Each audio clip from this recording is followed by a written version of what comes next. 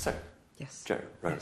Yes. There you are, a reasonably successful children's author with Indeed. a cast of characters that people quite like. Yeah. Why change horses and courses?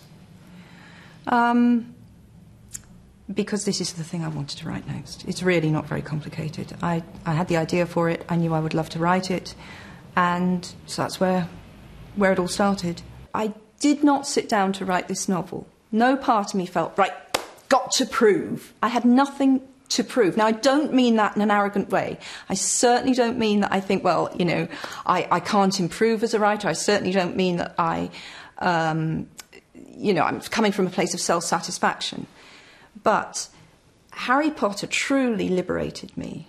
It liberated me in the sense that there's only one reason to write now, for me. If I genuinely have something I want to say and I want to publish it. Why was it the thing you wanted to write next?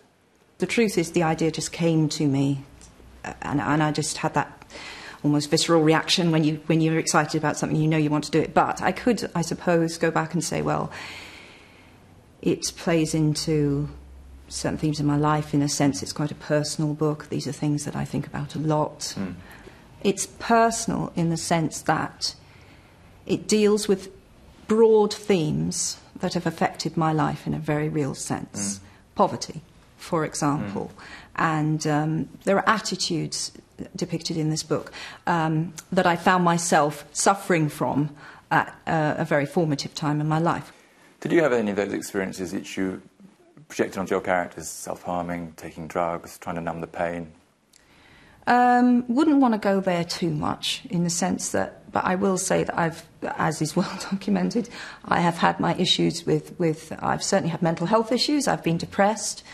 In my teenage years, I had issues with anxiety. The Casual Vacancy is a story set in a small English town in which a rough council estate becomes a divisive issue in a community riven with hate, prejudice and exclusion. Expletives abound. Do you worry that children who are fans of yours will be on an internet site where you can easily download these books? Well, I hope that we've made it really clear that this isn't a book for children. You know, I've been very open about what the themes are. We've talked about what the story's about. I would have thought that parents could make a very, clear choice here about whether they would want... But it might not be the parents making the choice. Well, with children, well, I suppose I would have to ask why kids got such untrammelled access to all aspects of the internet that they're downloading. There are things I'd be even more worried about them downloading if they're running amok on the internet on their own. Now, Jo, there is something of Dickens about this book. Well, I'm very flattered for you to say that, because when I did start writing it, I was aware that I was doing a contemporary version of what I love, which is a big, fat 19th century novel set in a small community. So, to an extent, swear words notwithstanding, that is what The Casual Vacancy is. What do you aspire to as a writer? To get better, I think would be great. You know, I think that you're working and you're learning until you die. I can say with my hand on my heart, I will never write for any reason other than that I burningly wanted to write the book. There are a couple of the Potters that I definitely knew that they needed another year. Towards the end of the series? There's one towards the beginning and there's one towards the end that I definitely felt that about, where I had to write on the run, and there were times when it was really tough. And I read them and I think, oh God, maybe I'll go back and do a director's cut, I don't know. Wow.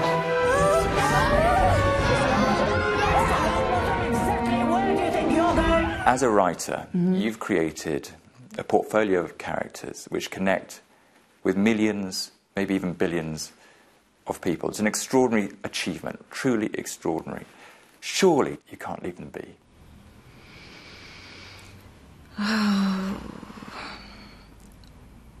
It was murder saying goodbye, but I truly, where Harry's story is concerned, I'm done. Now, if I had a fabulous idea that came out of that world, because I loved writing it, I would do it. But I've got to have a great idea. I don't want to go mechanically back into that world and pick up a load of odds and ends and glue them together and say, here we go, we can sell this. It would make a mockery of what those books were to me. You know, they really kept me going through some very rough times. So I just don't want to betray them in that sense. Maybe a sidetrack? I'm not sure. A sidestep? Well, we'll see. It's very difficult to say how angry and how angry I felt that my 5-year-old daughter's school was no longer a place of, you know, complete security from journalists. On Leveson, you gave a very moving account of what happened to you. Do you think it will change anything? It's a massive question for our culture. We've got to get it right. I passionately believe in the freedom of the press, but having been on the receiving end of some dubious / illegal behaviour, how do we mop this up? I don't know. I hope and pray it does change things, because I think it's toxic what has been allowed to go on. Jo Rowling, thank you very much. Thank you. Thanks, Will.